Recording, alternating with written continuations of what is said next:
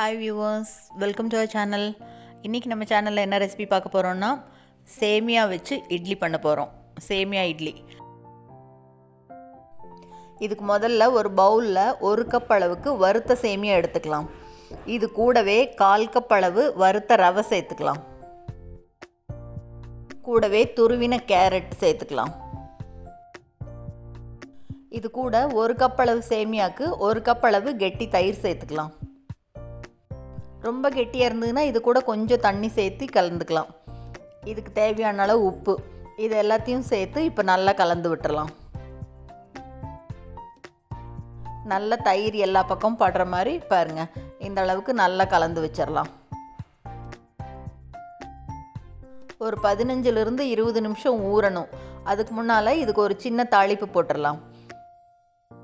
எண்ணெய் வச்சுருக்கேன் அடுப்பில். எண்ணெய் சூடான உடனே கடுகு சேர்த்துட்டு, கடுகு பொரிஞ்ச உடனே இது கூட 1 டேபிள் ஸ்பூன் அளவு கடலைப்பருப்பு சேர்த்துக்கலாம். இது கூடவே ஒரே ஒரு பச்சை மிளகாய் பொடியாக கட் பண்ணி அதையும் சேர்த்துட்டு நல்லா பொரிஞ்ச உடனே அடுப்பை ஆஃப் பண்ணிவிட்டு எடுத்து இது மேலே கொட்டிடலாம்.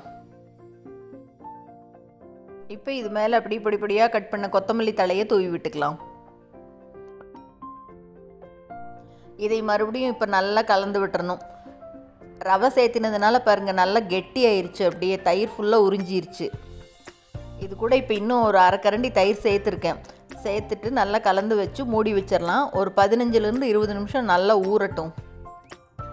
20 நிமிஷம் கழித்து பார்க்கலாம். பாருங்கள், சேமியாவும் ரவையும் நல்லா ஊறி வந்திருக்கு பாருங்கள். இதை இப்போ அப்படியே எடுத்து ஒன்றொன்னா இட்லி தட்டத்தில் ஊற்ற வேண்டியது தான். இந்த பக்கம் வாணலியில் தண்ணி வச்சுருக்கேன். தண்ணி நல்லா சூடான உடனே இதை வச்சு ஒரு 10 நிமிஷத்துக்கு நல்லா வேக விட்டு எடுத்துக்கலாம். நல்ல வித்தியாசமான டேஸ்ட்டில் சூப்பராக இருக்கும். இதில் தாளிக்கும் போது எண்ணெய்க்கு பதிலாக நெய் விட்டு தாளிக்கிறதுனாலும் தாளிச்சிக்கலாம். கூடவே முந்திரி பருப்பு வேணுனாலும் சேர்த்துக்கலாம். தண்ணி சூடாயிருச்சு, வைக்கலாம். ஒரு 10 நிமிஷம் மூடி வச்சுட்டு அதுக்கப்புறம் பார்க்கலாம். 10 நிமிஷம் கழித்து ஆஃப் பண்ணதுக்கப்புறமா நல்லா ஆறுனதுக்கப்புறமா எடுப்போம்.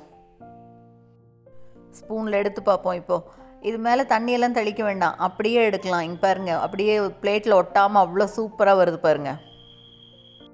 அவ்வளோதாங்க, சேமியா இட்லி சூப்பராக ரெடி ஆயிடுச்சு.